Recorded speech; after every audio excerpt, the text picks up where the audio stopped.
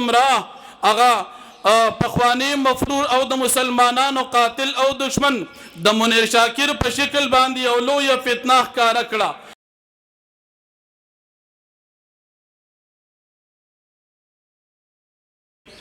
زما محترمو، الله رب العالمین من او تاسو ته د یو داسې جماعت سره وابستګي او تعلق را نصیب کړی دی چې هغې جماعت ته الله رب العالمین په تمام عالم انسانیت کې یو امتیازي اوچت شان ورکړی دی چې هغې جماعت ته اهل السنه والجماعه ویلی شي، هغې جماعت ته مذهبي حنفي ویلی شي. زما محترمو، نن په دنیا کې مختلفو حلقو او شعبو کې زمونږ مسلمانان خدمات کوي، خو که زه تاسو ته به طور تحدید بالنعمت ووایم چې دا نن مرهون منت دا نوجوانان احناف طلبه دیوبند دي. زما محترمو، موږ او تاسو ته وړاندې مخې ته پرته خبره ده چې زمونږ او تاسو په دې علاقو کې، زمونږ او تاسو په دې محلو او په مساجدو مدارسو کې، زمونږ او تاسو په مقبرو او په ادیرو کې زمونږ او تاسو عقیده د اهل سنه والجماعه تمام فرق ضاله مبتدعه چیلنج کړي وه، لیکن داسې خلک انتهایی بلکې د عدم په درجه کې و چې د دې خلکو چیلنج یې قبول کړی وي او دغې خلکو ته جواب ورکړي چې اهل سنه والجماعه دا د نبی کریم صلی الله علیه وسلم او د صحابه کرامو په نقش قدم باندې روان جماعت دی. داسې خلک په دغه موقع باندې تقریبا د عدم په درجه کې و چې هغوی ویلو چې امام اعظم ابو حنیفه رحمت الله علیه متبعین او د هغوی مقلدین دا د نبی کریم صلی الله علیه وسلم د شریعت پابند خلک دي. الحمدلله زمونږ استاد محترم ترجمان علماء دیوبند په دغه موقع باندې د الله رب العالمین او د نبی کریم صلی الله علیه وسلم احکامات تا او د نبی کریم صلی الله علیه وسلم ارشادات او سنت تا په خپل عملی زندګۍ کې په خپل اقوال او افعال او مجالس او خاصه او عامو کې دغه اهل سنه والجماعه جماعت او عقیده د نبی کریم صلی الله علیه وسلم د صحابه کرامو دفاع، د عقیده ختم نبوت دفاع او دغه شان د مذهبي حنفي دفاع وکړه. د هغې په وجه باندې الحمدلله نن بالخصوص په خیبر پختونخوا د پښتنو په سیمه کې او بالعموم الحمدلله په تمام پاکستان وطن کې نن که خلک پیژني اهل سنه والجماعه مذهبي حنفي پیژني، دا زمونږ د دې اکابرینو اساتذه کرامو برکت دی. الحمدلله موږ او تاسو الله پاک د داسې جماعت سره تعلق را نصیب کړی دی. دغه جماعت خالص د اهل سنه والجماعه او د مذهبي حنفي پیروکار دي. دا هم تاسو ته بطور دعوه او بطور چیلنج ویم، دا هم بطور تاسو ته د الله رب العالمین فضل احسان ویم چې د اهل سنه والجماعه مذهبي حنفي علماء دیوبند سره چا هم خیانت او دوکه کړې ده. اولنی مقابله کې نوجوانان احناف طلبه دیوبند استاد محترم او داغي تلامذه او شاگردان مخې ته ولاړ دي که هغه په عقیده د علماء دیوبند کې چا خیانت او دوغله پالیسي او دوکه کړې ده، مسلمانانو ته د منافقت په جامه کې دیوبند ښکاره کړی دي. الحمدلله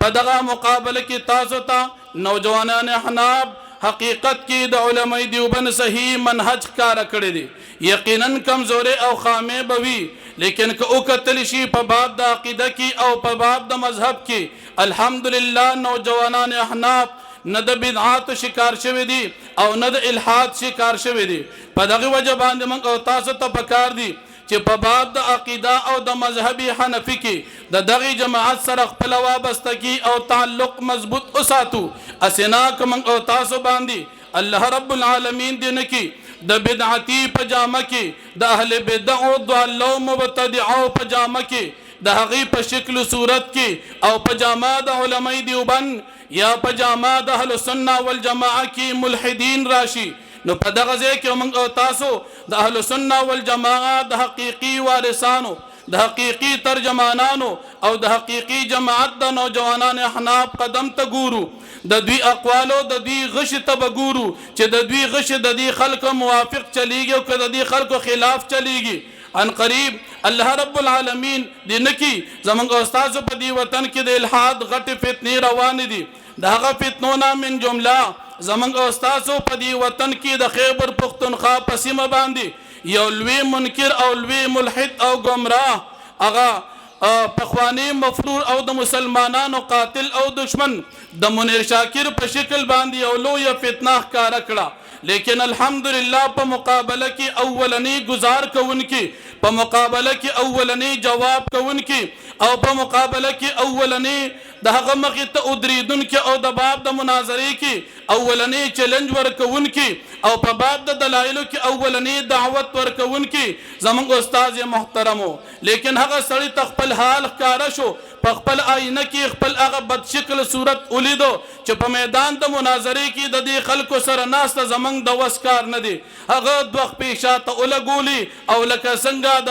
حیوان ناحق په شان په شاته باندې زور کو زما محترمو من او تاسو ته پکار دي چې په باب د عقیده کې من اهل سنت والجماعت ترجمان جماعت نوجوانان حناب سره خپل تعلق برقرار اوساتو کله هم کدی مونږ ته یو عقیده کار کړی دا الحمدلله دا عقیده په حقیقت کې د اهل سنت والجماعت وی کله کدی د یو فرد خلاف کړی دي کله کدی د یو جماعت خلاف کړی دي کله کدی د یو مشر خلاف کړی دي کله کدی د یو عالم د مفتی د شیخ خلاف کړی دي خو په حقیقت کې دا به دفاع د اهل سنت والجماعت وی په حقیقت کې دا به دفاع د علماء دیوبند وی په حقیقت کې دا به دفاع د مذهب حنفي وی په حقیقت کې دا به دفاع د صحابه کرام وی په حقیقت کې دا به دفاع د نبی کریم صلی الله علیه وسلم او د صحابه کرامو د هغه باغ وی چې د کوم ویني چې د کوم خلوب کېدل د صحابه کرامو په وینو په خلو مهنتونو باندې شو نو زما محترمو من او تاسو کم از کم د اشخاصنا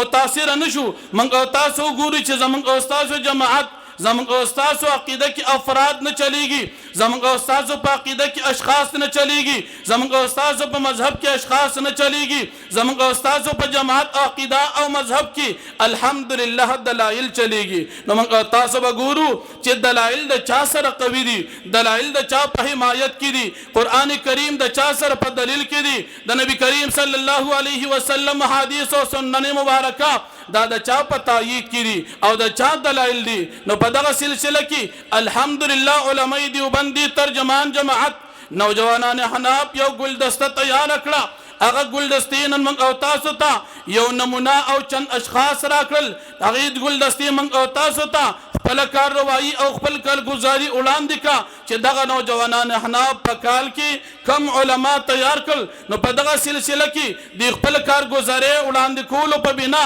دغه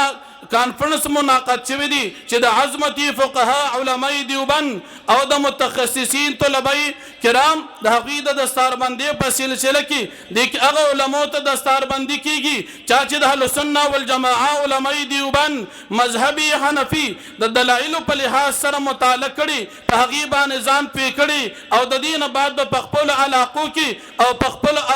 ازلو کې دی مهنت کوي او د نبی کریم صلی الله علیه وسلم د پاک شریعت د صحابه کرامو د دغه پاک کی طریقې د دې دفاع په مختلفو صورتونو کې کوي د ته استاد محترم ترجمان علماء دیوبند خپل غاړه خلاص کړه د نبی کریم صلی الله علیه وسلم طریقه د صحابه کرامو عقیده امام اعظم ابو حنیفه رحمت الله علیه مذهب حنفی د دلایل په لحاظ سره دوی ته اخولو په دغه سلسله کې دا مجلس منعقد شوی دی نو موږ تاسو ته پکار دي چې دغه جماعت د نوجوانان احناف سره په هر میدان په هر ډګر باندې کلک اوسېګو د دوی سره خپل تعلق برقرار اوساتو او د دوی خپل عقاید زده کو او دغه علماء کرام په هر میدان کې حمایت کو واخر دعوانا ان الحمد لله رب العالمين.